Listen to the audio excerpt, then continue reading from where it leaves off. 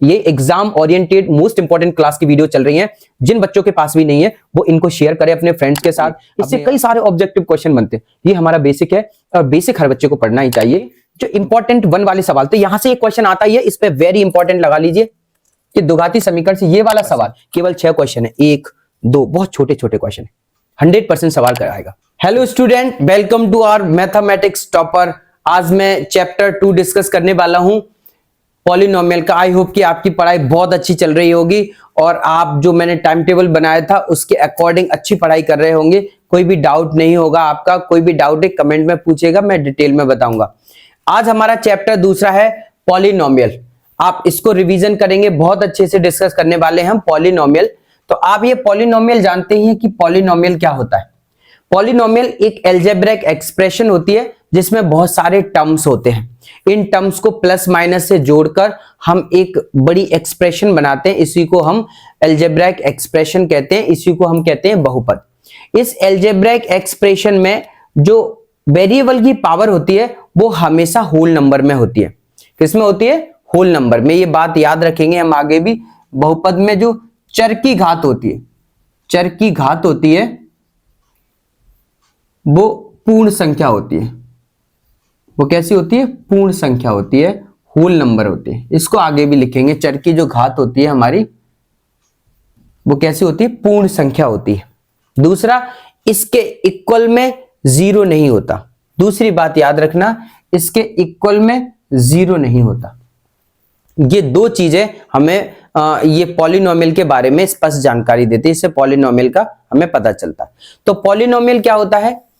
Polynomial को पहले दो चीजों से आप समझिए कि इसमें दो चीजें होती है। ध्यान से देखिए, एक होता है हमारा वेरिएबल, वेरिएबल जिसको हम बोलते हैं चर। दूसरा होता है हमारा कांस्टेंट, कांस्टेंट अचर। जब वेरिएबल और कांस्टेंट को प्लस और माइनस से हम जोड़ेंगे, प्लस माइनस मल्टीप्लाई और डिवाइड, इनमें से किसी भी साइन से जब हम इन दोनों को जोड़ेंगे तो वो हमारा पॉलिनोमियल बन जाता है। जैसे मैं वेरिएबल हमारा होता है, वेरिएबल में आप कुछ भी ले सकते हैं। जो ABCD वाले होते हैं वो वेरिएबल होते हैं। X Y Z P Q R S T, ऐसे करके बहुत सारे हमारे वेरिएबल। और कांस्टेंट आपको पता है 1 2 -5 0 1/2 3 √5, ये सब हमारे कांस्टेंट होता है। वो संख्या, जो नंबर जिनकी वैल्यू कांस्टेंट या फिक्स्ड होती है वो कांस्टेंट होते हैं। जिनकी वैल्यू वेरी करती है, बदलती है, वो हमारे वेरिएबल होते हैं। इन दोनों को मिला दीजिए आप। तो मैं इधर से ले लिया x और इधर से ले लिया प्लस के 2, ये हमारा हो गया पॉलिनोमियल। पॉलिनोमियल, ये पॉलिनोमियल का एक जनरल फॉर्म होता है a0x1 a1x1 plus a2x2 plus a3x3 dash dash. ये पॉलिनोमियल का एक जनरल फॉर्म होता है। तो इसमें ये समझना है हमें कि इसमें क्या क्या होता है। तो जो ऊपर ये 0, ये 1, ये 2 लिखा है, इसको हम बोलते हैं इसकी डिग्री,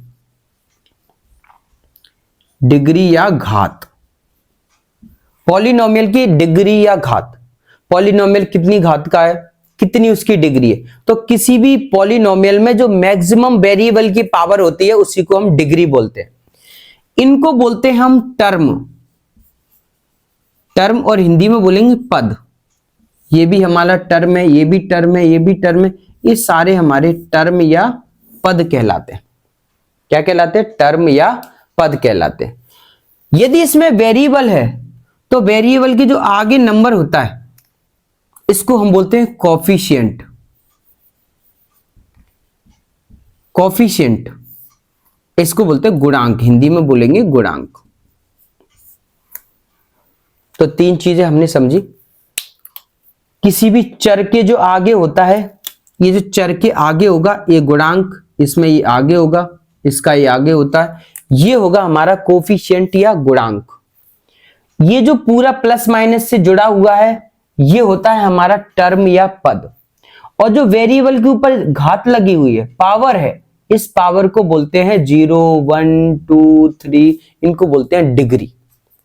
तो इसी डिग्री के बेस पर हमने इसको कुछ भागों में बांटा है। क्या पे लिखेंगे? On the basis of degree, on the basis of degree हमने पॉलिनोमियल को कुछ हिस्सों में बांटा है। पहला, डिग्री के बेस पर, डिग्री के बेस पर पॉलिनोमियल, डिग्री हम कह सकते हैं इनकी घातों के आधार पर, घात के आधार पर हमने पॉलिनोमियल को कुछ हिस्सों में बांटा है। तो वो पहला पॉलिनोमियल जिसकी डिग्री 1 है, जैसे ax, हम इसको नंबर में नहीं लिखेंगे, सीधा हम लिखते हैं कि 2x प्लस के 3, इसकी डिग्री कितनी है? डिग्री होती है वेरिएबल की, तो इस वेरिएबल की डिग्री कुछ नहीं है, तो इसकी वेरिएबल की वैल्यू 1। इस वाले को कहते हैं हम लीनियर, लीनियर रैखिक पॉलिनोमियल, रैखिक पॉलिनोमियल। इसकी डिग्री कितनी है हमारी? इसकी डिग्री है 1।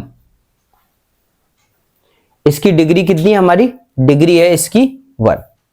इसी तरह दूसरा हमारा 2x स्क्वायर प्लस के 3, x प्लस के 5, इसकी डिग्री कितनी है भाई? इसमें देखो, इसकी 1 है, इसकी 2 है, तो मैक्सिमम सबसे ज्यादा इसकी है 2। तो ये हो गया हमारा क्वाड्रेटिक,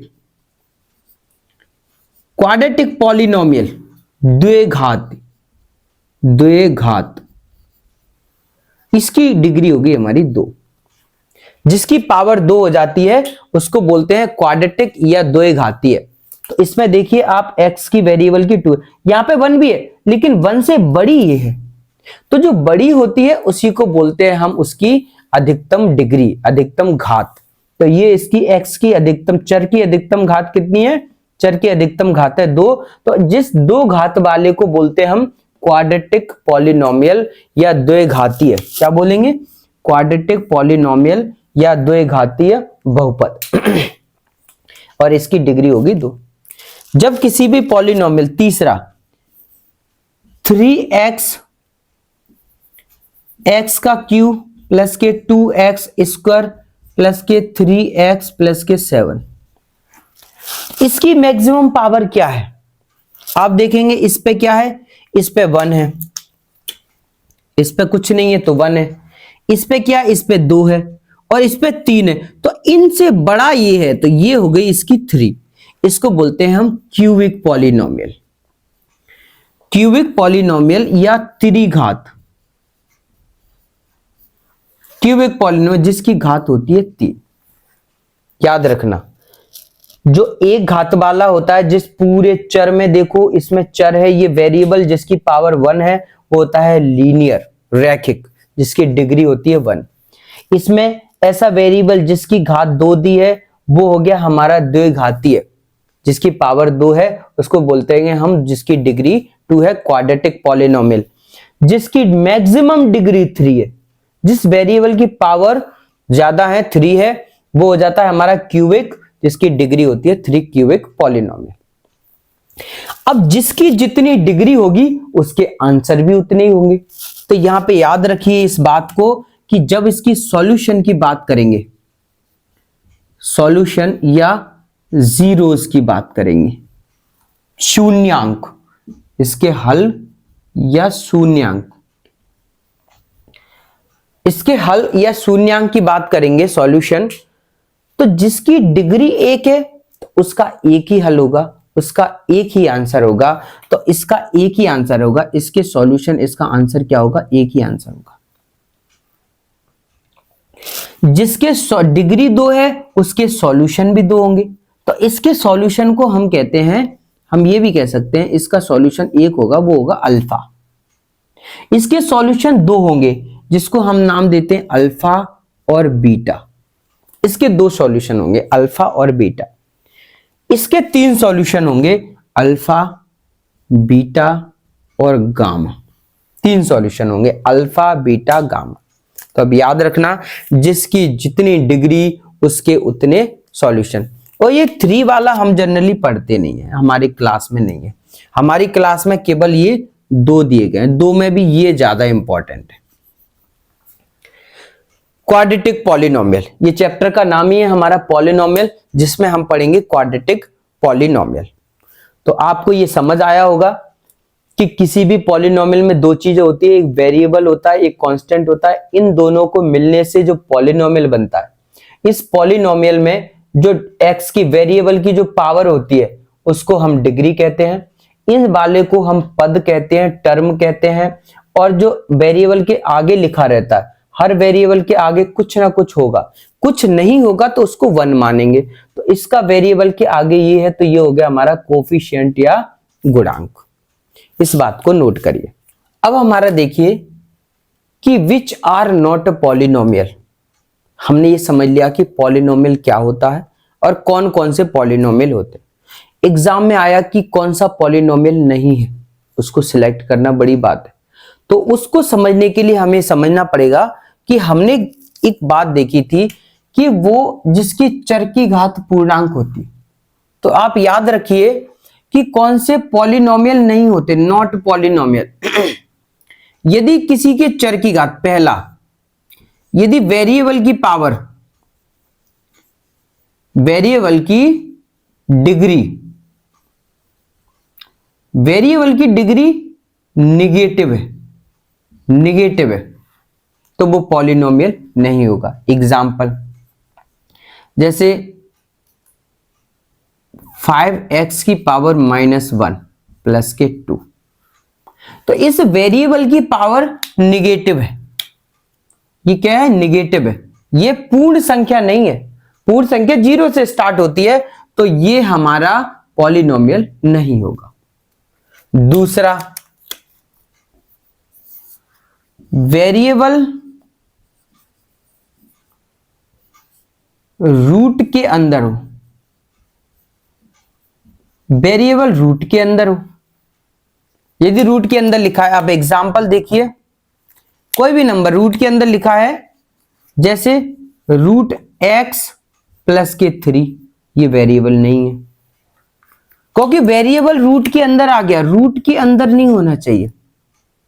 यदि किसी तरह से बाहर निकल सकता है तो उसे नहीं माना जाएगा। जैसे एग्जाम्पल में √x² प्लस 3, तो भाई ये स्क्वायर तो बाहर आ जाएगा ना, इसको x प्लस 3 माना जाएगा। ये सही है, ये वाला सही है, क्योंकि ये रूट से बाहर निकल रहा है, इसमें से ये बाहर नहीं निकल रहा है। तो ये हमारा वेरिएबल के अंदर है, तो ये हमारा पॉलिनोमियल नहीं है। बट ये पॉलिनोमियल है क्योंकि ये रूट से बाहर निकल आया। तीसरा, कोई भी नंबर वेरिएबल डिवाइड में हो, वेरिएबल डिवाइड में हो। बोले सर कैसे?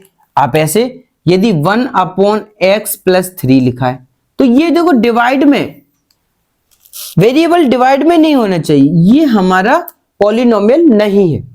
तो पॉलिनोमियल की केवल 3 कंडीशन है, विच आर नॉट पॉलिनोमियल। कौन से नहीं होते? वो नंबर जो x की पावर माइनस में होगी, पहला। दूसरा, जो नंबर बटे में होंगे। तीसरा, जो नंबर रूट के अंदर होंगे। ये हमारे पॉलिनोमियल नहीं होते। पॉलिनोमियल वही होते हैं जिनकी पावर 0, 1, 2, 3, 4, 5, 6, 7 पूर्ण नंबर, होल नंबर होती है, वही हमारे क्या होते हैं? पॉलिनोमियल होते हैं। ये बहुत इंपॉर्टेंट थी। एक पॉइंट इसमें दूसरा, अभी हमने देखा था कि पॉलिनोमियल किसके बेस पर था? डिग्री के बेस पर। अब पॉलिनोमियल का कैटेगराइज करेंगे बेस्ड ऑन टर्म्स। हमने 2 चीजें पढ़ी थी, पदों के आधार पर। पदों के आधार पर भी होते हैं 2-3 टाइप के। तो हम वो कौन कौन से होते हैं? पहला, जिसमें एक पद होगा, जैसे 2x, जिसमें एक ही पद है, उसको बोलते हैं हम मोनोमियल। मोनोमियल, इसको एक पदी लिखते हैं, एक पदी, एक पदी बहुपद, मोनोमियल एक पदी बहुपद। दूसरा जिसमें दो पद हो, जैसे ये लिखा है 3x प्लस के 5, तो एक टर्म ये रहा, एक ये रहा, इसमें एक ही था, तो एक और एक, तो ये हो गया हमारा बाइनोमियल।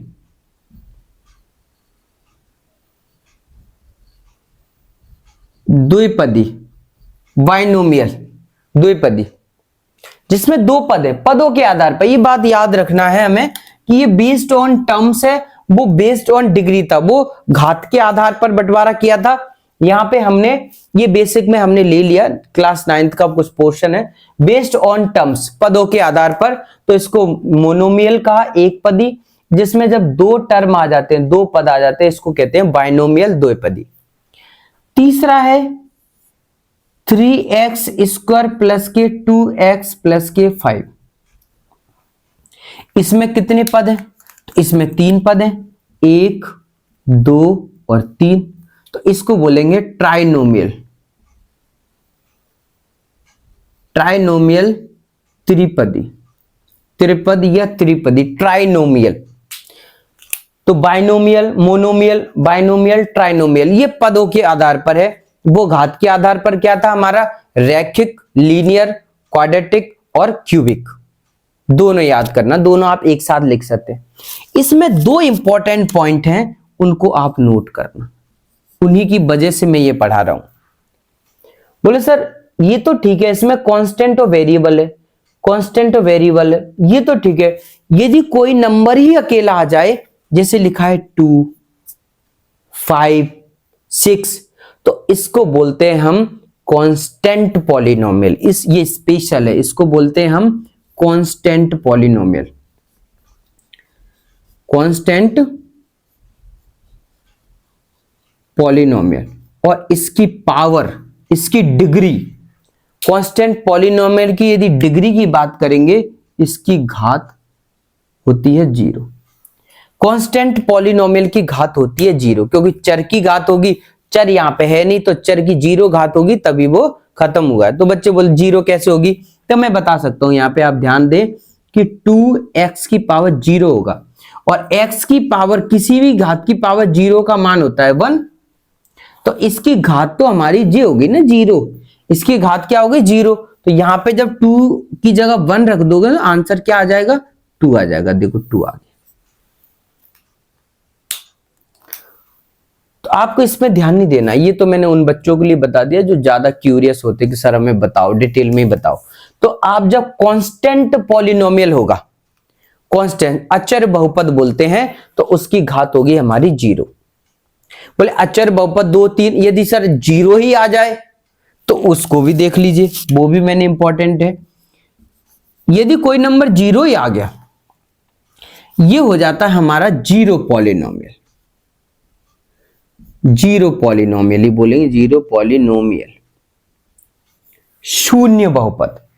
और शून्य बहुपद की घात होती है अनडिफाइंड, नॉट डिफाइंड लिख सकते हैं। इसकी घात की बात करेंगे, इसकी डिग्री की बात करेंगे, तो ये हो जाएगी हमारी नॉट डिफाइंड, नॉट डिफाइंड। ये अनडिफाइंड, नॉट डिफाइंड, इसकी घात डिफाइन नहीं होती है, अनडिफाइंड या नॉट डिफाइंड बोलते हैं। ये बहुत ही इंपॉर्टेंट था, इसलिए 2 पॉइंट मैंने लिखा दिए। कई बार एग्जाम पूछा जाता है कि 0 पॉलिनोमियल की पावर क्या होती है? अनडिफाइंड होती है। कांस्टेंट पॉलिनोमियल की पावर 0 होती है, और ये आपको पता ही चल गया, ये मोनोमियल, द्विपद, त्रिपद होते हैं। इसमें एक पॉइंट और नोट करिए थोड़ा सा, मैंने उधर समझाया था आपको कि लीनियर जो पॉलिनोमियल था, रैखिक पॉलिनोमियल, इसको हम ऐसे लिख सकते हैं ax प्लस के b। ये रैखिक लीनियर पॉलिनोमियल है, तो इसके यदि किसी ने शून्यांक की बात करें, पॉइंट में लिख दीजिए, शून्यांक या जीरोस की बात करें, तो इसका जीरोस 1 होता है अल्फा, और उसका आन होगा -b/a। ये बहुत इंपॉर्टेंट है, एग्जाम में भी कई बार पूछा है ये हम कम पढ़ते हैं, क्योंकि यहाँ पे जो 10th क्लास का है वो क्वाड्रेटिक पॉलिनोमियल पढ़ना है। एक इंपॉर्टेंट पॉइंट था कि ए एक्स प्लस बी जिसके शून्यांक 0 1 होता है, मैंने अभी लिखाया भी था, उसकी वैल्यू होती है माइनस बी अपॉन ए। तो ये हमारा शून्यांक alpha B minus B upon A. इससे कई सारे ऑब्जेक्टिव क्वेश्चन बनते हैं। ये हमारा बेसिक है और बेसिक हर बच्चे को पढ़ना ही चाहिए, इंपॉर्टेंट है। अब हम इसके आगे बढ़ते हैं। पॉलिनोमियल में हमें जो इंपॉर्टेंट पढ़ना है वो है हमारा क्वाड्रेटिक पॉलिनोमियल। वो हमारा क्वाड्रेटिक पॉलिनोमियल, क्वाड्रेटिक पॉलिनोमियल। और क्वाड्रेटिक पॉलिनोमियल को हम हिंदी में बोलेंगे तो इसको बोलते हैं द्विघात बहुपद। क्या बोलेंगे? द्विघात बहुपद। क्वाड्रेटिक पॉलिनोमियल द्विघात बहुपद। तो इस द्विघात बहुपद का एक मानक रूप होता है, मानक रूप या स्टैंडर्ड फॉर्म भी बोलते हैं हम इसको, standard form. Standard form, standard form क्या होती है? ए एक्स स्क्वायर प्लस के बी एक्स प्लस के सी।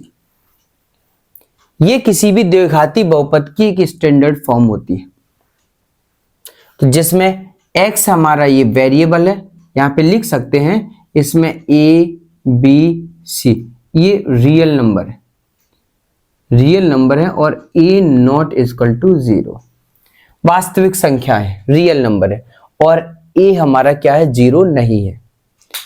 यहाँ पे 1 2 3 5 6 कुछ भी हो सकता है, वेरिएबल हमारा x है। तो इसको जब भी हम सॉल्व करते हैं तो इसके दो आंसर निकलेंगे। मैंने आपकी बताया था कि जब इसकी डिग्री 2 है तो इसके जीरोज भी हमारे 2 होंगे। किससे होंगे? इसके जीरोज भी हमारे 2 होंगे। और वो जीरोज क्या होंगे वो मैंने बताया था, एक होगा हमारा अल्फा, एक होगा हमारा बीटा। जिसके जितने पावर होगी, जिसकी जितनी डिग्री घात होगी, उसके उतने ही आंसर या जीरोज होंगे, और उन्हीं जीरोज को हम अल्फा और बीटा कहते हैं। तो इस अल्फा की जो वैल्यू होती है, अल्फा और बीटा, इनको हमें निकालना होता है, इनको हमें इसमें से निकालना होता है। तो मैं एक सवाल लेता हूं इसके लिए, ये बहुत ही इंपॉर्टेंट मेथड है। इसको हम फैक्टराइजेशन मेथड भी बोलते हैं, उससे मैं सॉल्व करूंगा। फैक्टराइजेशन मेथड, गुणनखंड विधि। क्या है हमारी? गुणनखंड विधि। ये गुणनखंड विधि पे मैं स्पेशल वीडियो बनाऊंगा एक, जो केवल उसी को हम डिस्कस करेंगे, और जिसमें कम से कम 4-5 सवाल में डिस्कस करूंगा गुणनखंड विधि के। तो आप पहले इसको देख लीजिए, और वहां भी मैं बताऊंगा तो आप आसानी से समझ में आ जाएगा। तो गुणनखंड विधि में क्या करते हैं? सिंपल सा काम है कि आप 8 को और इसके गुणांक से गुणा करते हैं। पहले गुणनखंड विधि में हम इसका गुणा करते हैं और 8 के ऐसे टुकड़े करते हैं कि प्लस माइनस करें। 8 के हमें क्या करना है? 8 के टुकड़े करने हैं, ऐसे 2 टुकड़े करने हैं कि मल्टीप्लाई करें तो 8 आ जाए, और प्लस माइनस करें तो ये 2 आ जाए। तो 4 2 जा 8, 4 2 जा 8, और 4 में से 2 माइनस करोगे तो 2 आ गया, और गुणा करेंगे 8। तो जहां पे ये 2 लिखा है वहां पे हमें 4 - 2 लिख देना है। बहुत सिंपल है, धीरे से समझिए।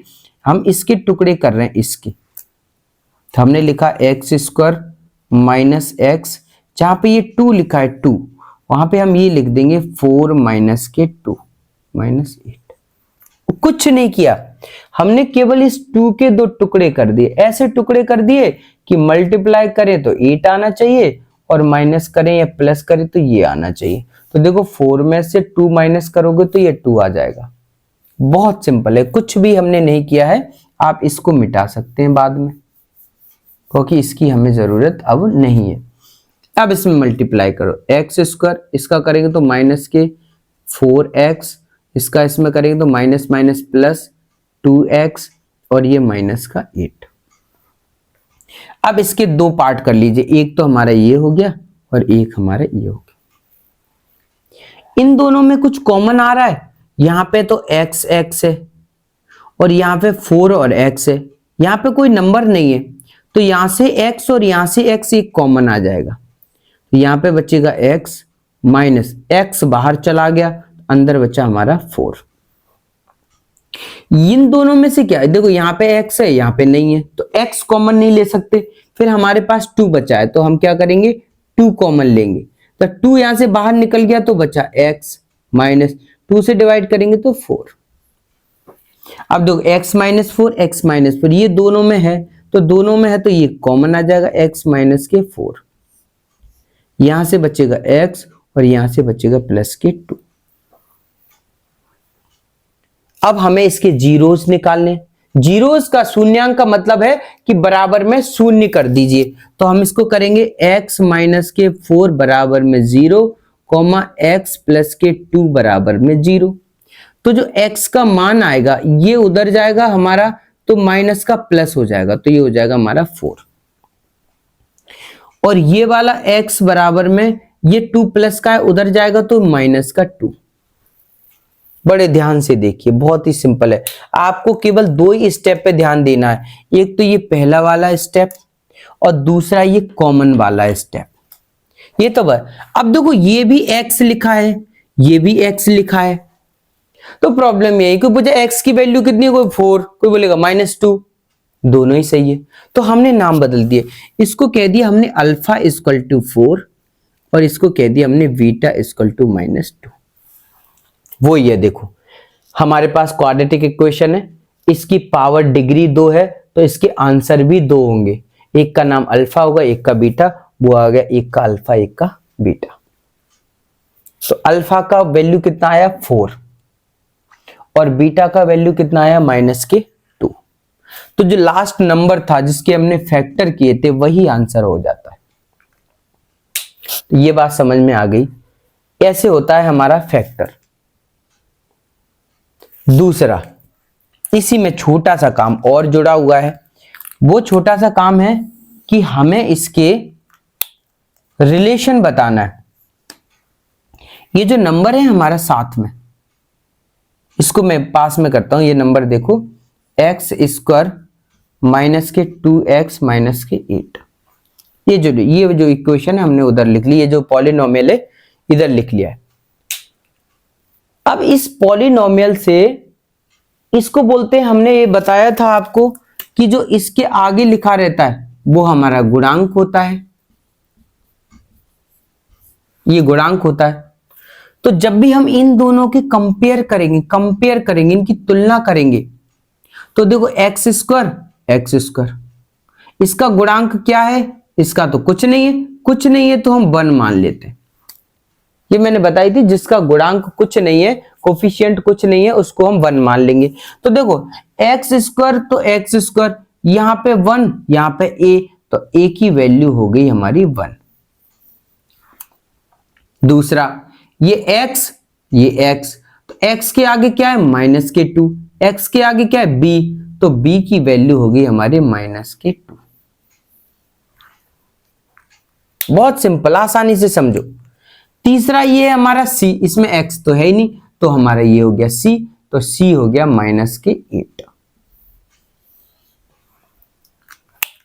तो a b c, ये होता है a, ये होता है b, ये होता है c। तो किसी भी द्विघाती समीकरण या क्वाड्रेटिक पॉलिनोमियल से आपको उसके कोफिशिएंट निकालना है a b c, तो आप कैसे निकालेंगे, एक्स स्क्वायर से इससे कंपेयर कर देंगे, तुलना कर देंगे, तो एक्स स्क्वायर के सामने जो लिखा है वो a हो गया, x के सामने लिखा है वो b हो गया, और जो अकेला कांस्टेंट लिखा है अचर पद वो c हो जाता है। बहुत सिंपल। आगे देखो, अब आगे हमारा आता है कि जो ये दोनों हैं इनके बीच में रिलेशन होता है गुणांक तथा शून्यांक के बीच संबंध। बोल सर ये क्या है, ये हमारे शून्यांक है जीरोस, और ये हमारे गुणांक हैं, इनको बोलते हैं गुणांक। ए बी सी हमारे गुणांक हैं, अल्फा बीटा शून्यांक है। इनके बीच में क्या संबंध होता है, इनके बीच में एक संबंध होता है, इसको आप नोट करिएगा, alpha plus beta sum of zeros, शून्यांकों का योगफल, सम ऑफ जीरोस, इसकी वैल्यू होती है -b/a। ये दोनों बराबर होने चाहिए। दूसरा होता है हमारा अल्फा इंटू बीटा बराबर में c/a। बोले सर ये क्या हुआ? ये हमारे शून्यांक हो गए, तो शून्यांकों को हमने जोड़ दिया, ये शून्यांक इनको गुणा कर दिया, तो गुणा के जो संबंध है वो c/a होता है, और अल्फा प्लस बीटा का वो -b/a होता है। अब इसकी वैल्यू रख दीजिए।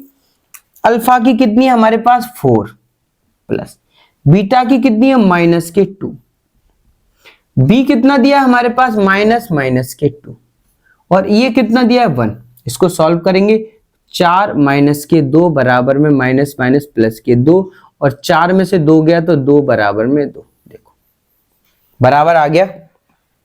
तो इससे हम ये पता कर लेते हैं कि हमारा जो आंसर आया वो सही आया है क्या नहीं आया। तो अल्फा प्लस बीटा की वैल्यू क्या होती है? शून्यांकों का योग बोलते हैं इसको। क्या बोलते हैं? शून्यांकों का योग हमारे -b/a के बराबर होता है। इसमें देखिए अल्फा की वैल्यू रखिए 4 इंटू -2, सी की वैल्यू कितनी आई है हमारे पास -8, और ए की वैल्यू 1। इनका जब भी गुणा करेंगे 4 दूनी -8 बराबर -8, ये भी बराबर आया।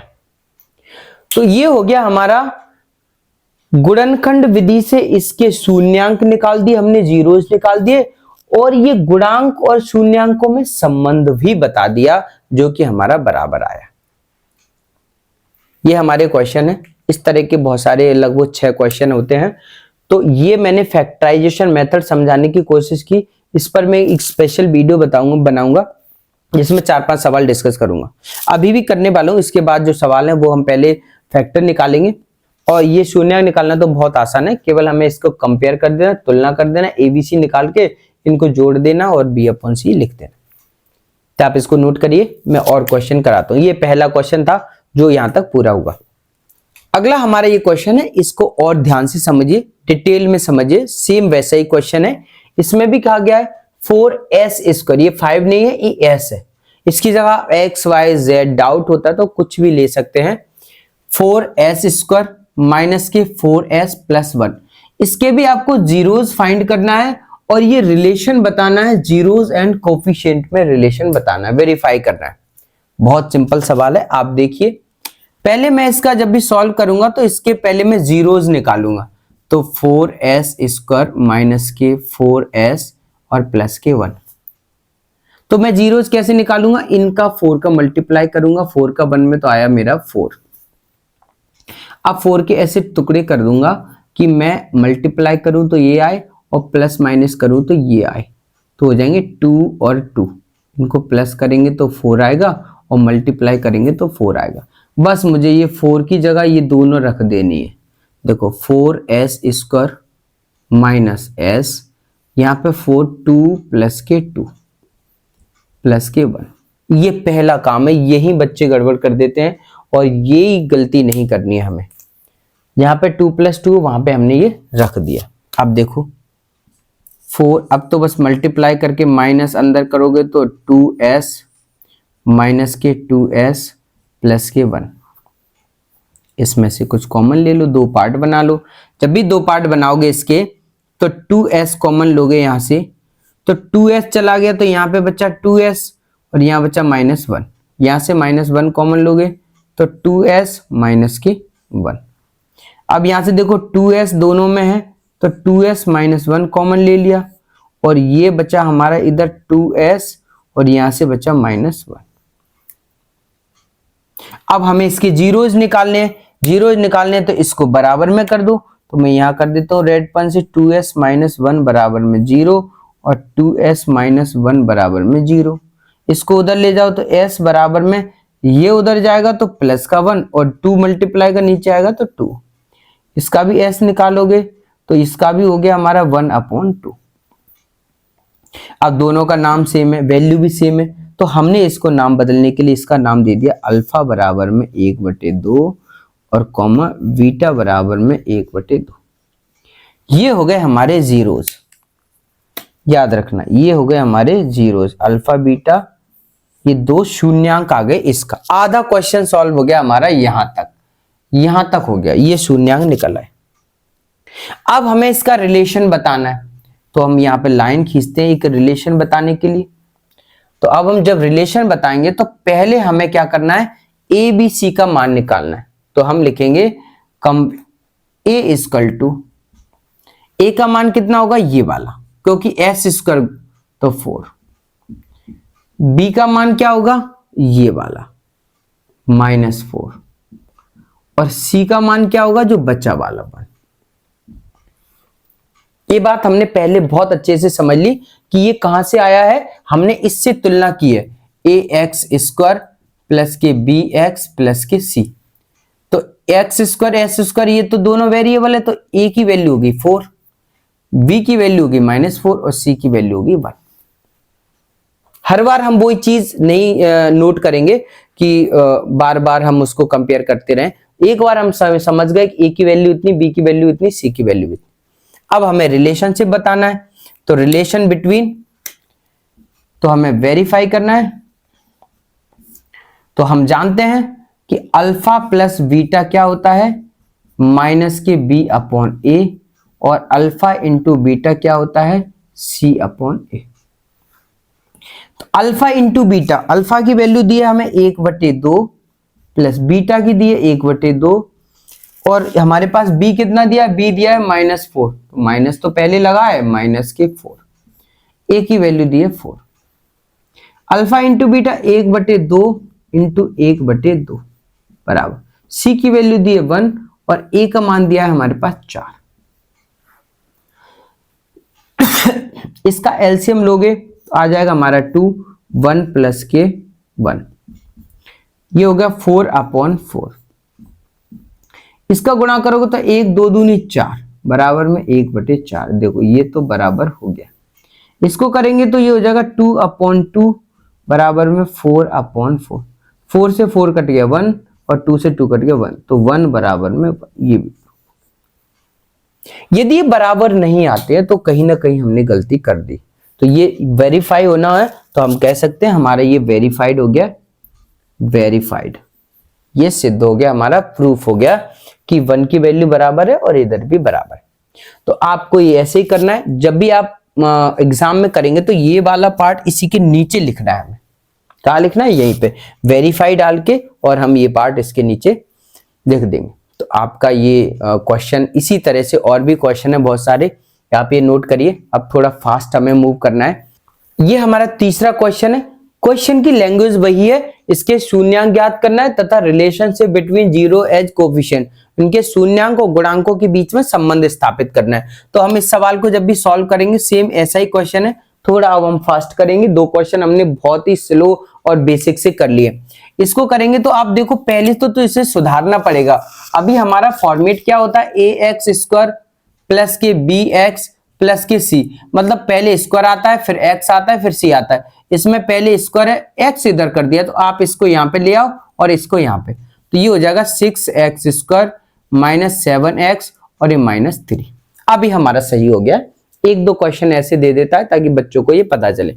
अब इसको सॉल्व करेंगे तो हमारा एक तरीका था, मैंने अभी बताया था। हम क्या करेंगे, पहले ये नंबर में एक्स स्क्वायर के गुणांक और अचर पद में गुणा करेंगे। 6 का 3 में करेंगे तो हो गया हमारा 18। अब हमें इसकी टुकड़े करने होते हैं। इसके ऐसे टुकड़े करें कि मल्टीप्लाई करें, गुणा करें तो 18 आए, और जोड़े या घटाएं तो ये बीच वाला आ जाए 7। तो 9 दूनी 18, 9 इंटू 2 माइनस करोगे तो 7 आ जाएगा। यही चीज हमें यहाँ पे लिख देनी है, 6x square minus x bracket में 9 माइनस के 2 माइनस के 3। तो 6x स्क्वायर माइनस के 9x, अंदर गुणा करोगे तो प्लस के 2x माइनस के 3। इन दोनों से एल हमें कॉमन ले लेना है। इनसे क्या कॉमन लेंगे, इनमें से हम कॉमन लेंगे 3x। किसी बच्चे को जो कॉमन समझ में नहीं आ रहा है तो मैं अभी बता देता हूं, मैं ये जो इनकी वीडियो बनाऊंगा एक फैक्टराइजेशन मेथड की, पहले कॉमन बताऊंगा फिर उसमें ये डिस्कस करूंगा। वैसे ज्यादातर बच्चों को समझ आना चाहिए, फिर भी मैं छोटा सा बता देता हूं कि हमें ये जो 6x² माइनस के 9x में से हमने 3x कैसे कॉमन ले लिया, 3x कैसे ले लिया, तो हम क्या करते हैं 3x को रखा, ये रखा है, हम इसके टुकड़े कर लेते हैं, तो 2 और 3, x के टुकड़े क्या हो जाएंगे हमारे x और x, 9 के टुकड़े 3 और 3, और ये बचा हमारा x। बताओ देखो क्या कॉमन आ रहा है, देखो 3 आ गया यहाँ से, और यहाँ से 3 आ गया, और 3 इधर है, यहाँ पे नहीं है, यहाँ पे x है और यहाँ पे x है। तो मान लो ये हमारा 3x, ये देखो 3x कॉमन, अंदर यहाँ पे क्या बचा 2 और x, तो ये बचा 2x, और माइनस यहाँ से 3x चला गया तो बचा 3, ऐसे कॉमन ले लेते हैं हम। तो जब 3x कॉमन ले लिया, अंदर क्या बचा 2x माइनस के 3, यहां से कुछ भी कॉमन नहीं आ रहा है तो हम 1 लेंगे, क्योंकि देखो x यहाँ पे, यहाँ नहीं है, यहाँ 2 है, यहाँ नहीं है, यहाँ 3 है, यहाँ पे नहीं है, तो यहाँ से कुछ भी कॉमन नहीं आ रहा है, तो हम 1 लेके माइनस जैसा का तैसा रख देंगे। अब 2x माइनस के 3, और यहाँ पे बचा हमारा 3x, और यहाँ से बचा हमारा प्लस के 1।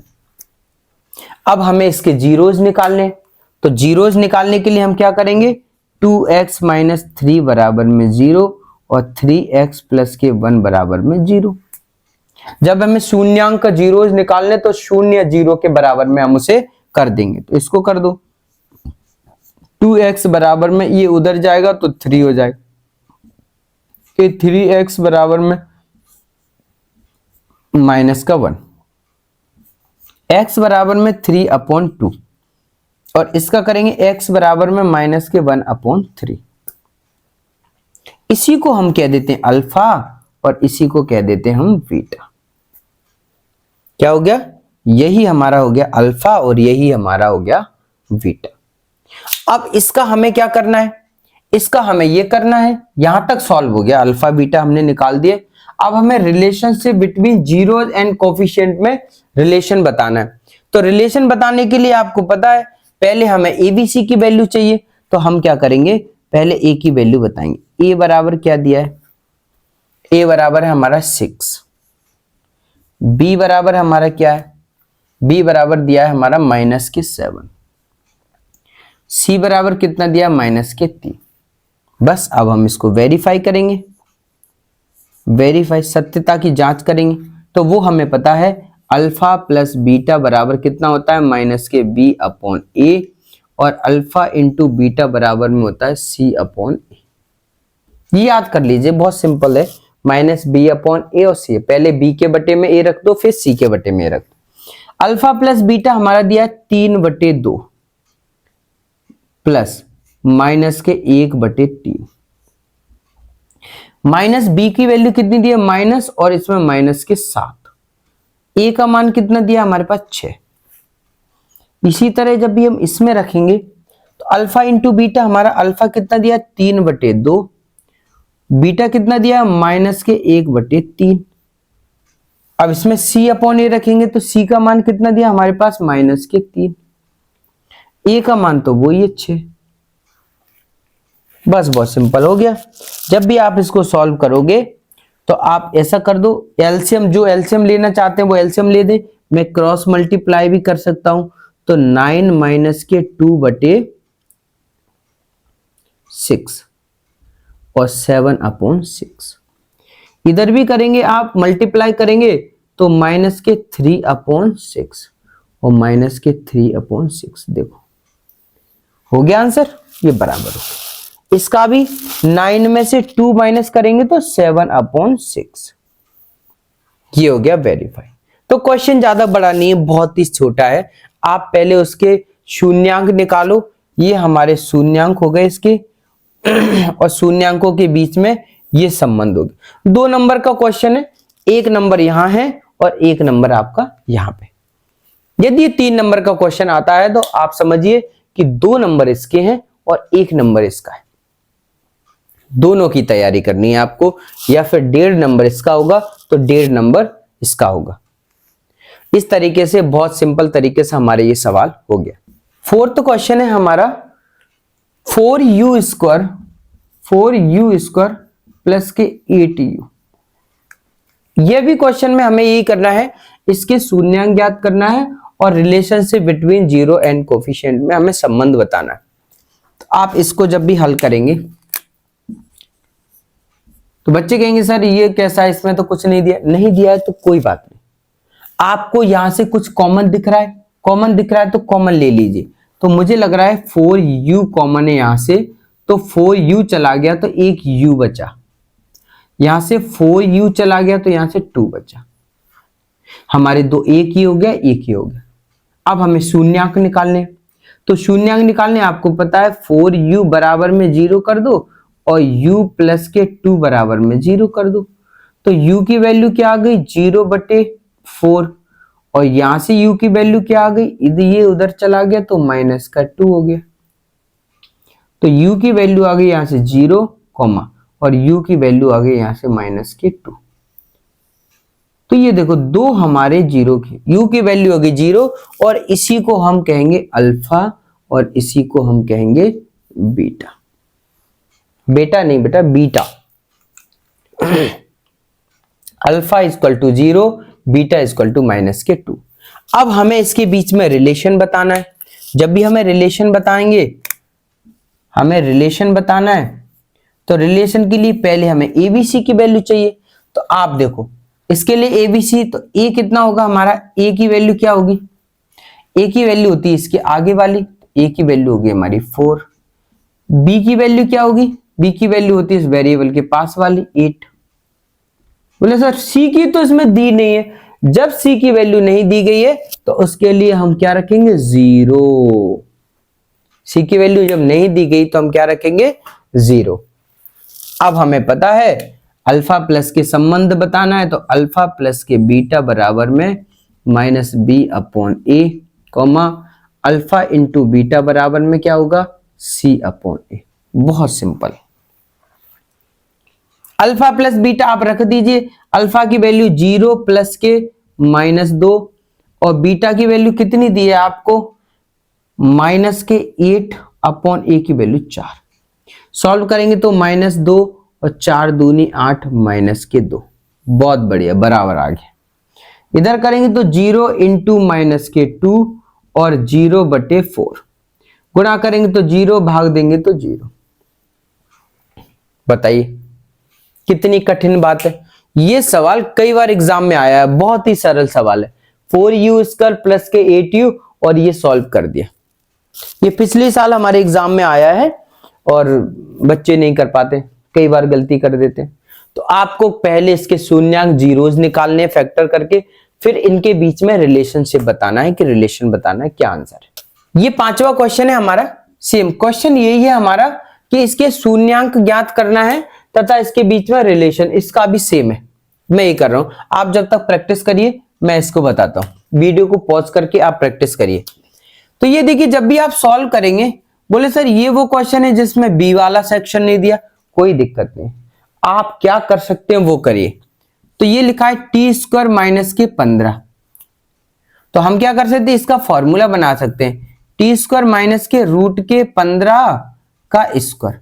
ये बात याद रखना कि किसी नंबर को ए को हम ऐसे लिख सकते हैं रूट ए इंटू रूट ए, तभी मैंने 15 को लिख दिया है रूट ए रूट 15 या रूट 15 इंटू रूट के 15।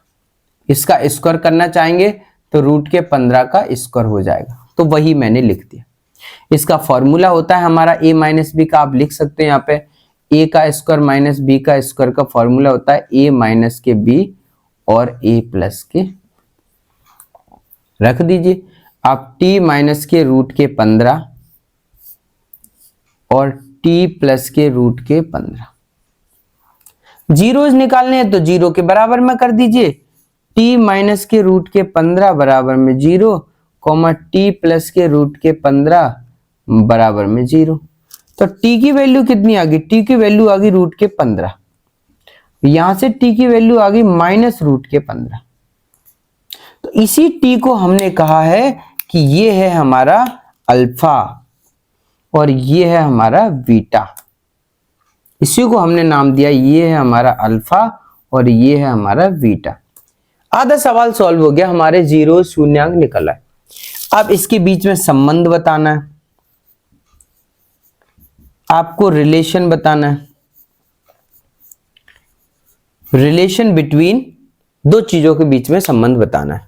तो संबंध बता देंगे, वो हमें पता ही है। संबंध के लिए क्या होता है, अल्फा प्लस के बीटा बराबर में माइनस बी अपॉन ए, और अल्फा इंटू बीटा बराबर में सी अपॉन ए। अल्फा प्लस बीटा, अल्फा आपके पास दिया है रूट के 15 प्लस बीटा दिया है माइनस रूट के 15।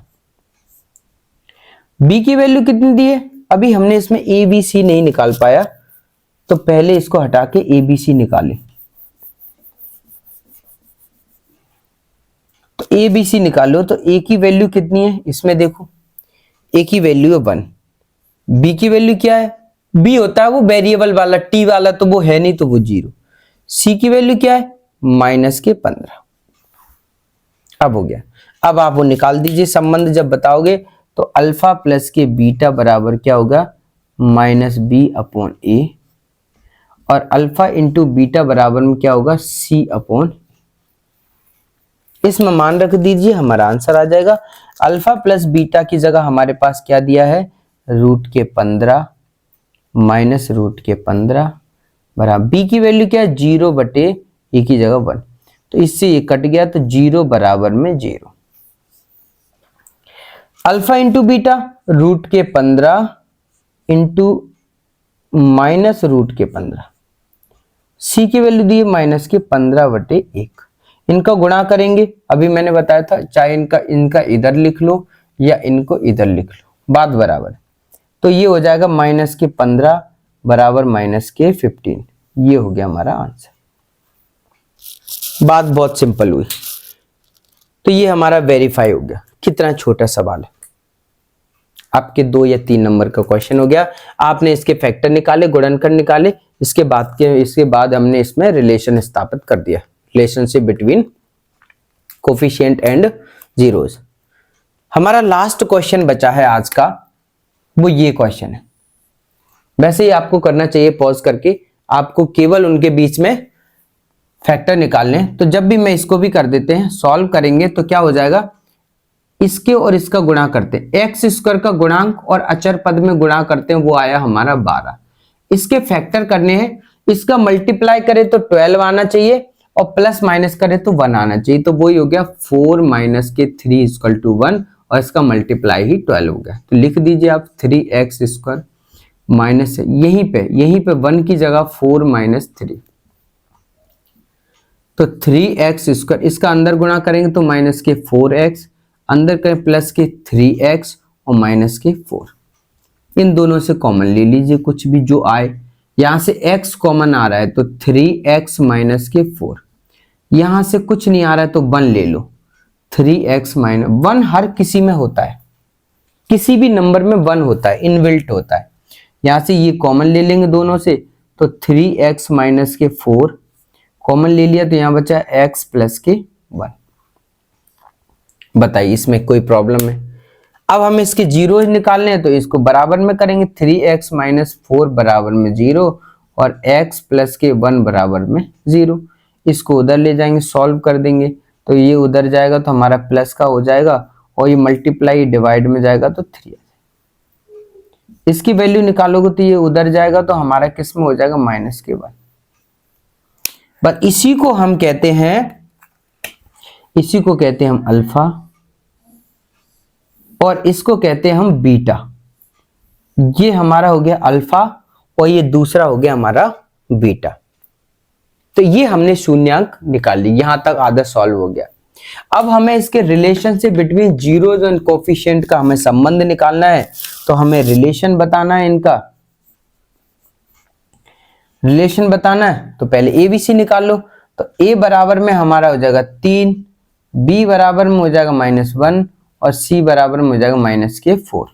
तो आप निकाल दो, अल्फा प्लस के बीटा बराबर में माइनस बी बटे ए, कॉमा अल्फा इंटू बीटा बराबर में क्या हो जाएगा, सी बटे ए।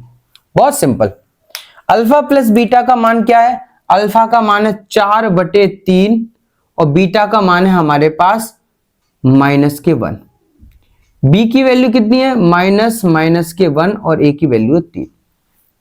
जब भी आप सॉल्व करेंगे तो 4 - के 3/3 बराबर में 1/3, और ये इसको सॉल्व करेंगे तो 1/3, तो ये देखो बराबर आ गया। जब भी हम इसको सॉल्व करेंगे अल्फा की वैल्यू है 4/3 और बीटा है हमारा -1, सी की वैल्यू है -4 और ए की वैल्यू 3, तो इसका गुणा करेंगे तो -4/3 और इधर -4/3, ये भी हमारा वेरीफाई हो गया। तो चैप्टर 2 के जो इंपॉर्टेंट 1 वाले सवाल, तो यहां से एक क्वेश्चन आता ही है, इस पे वेरी इंपॉर्टेंट लगा लीजिए कि द्विघाती समीकरण से ये वाला सवाल जो शून्यांक निकालना है और उनको वेरीफाई करना है, एक सवाल 100% आएगा और ये मैंने करा दिया, उनमें से एक सवाल मिलेगा आपको 100%। केवल 6 क्वेश्चन है, 1 2 बहुत छोटे छोटे क्वेश्चन है, 100% सवाल कराएगा। तो जो बच्चे ये exam oriented most important class की वीडियो चल रही हैं, जिन बच्चों के पास भी नहीं है वो इनको शेयर करें अपने फ्रेंड्स के साथ, अपने कलीग्स दोस्तों के साथ, क्लासमेट्स के साथ, ताकि वो भी इस वीडियो का से मोस्ट इंपॉर्टेंट क्वेश्चन की प्रैक्टिस कर पाएं और उनका रिवीजन हो पाए।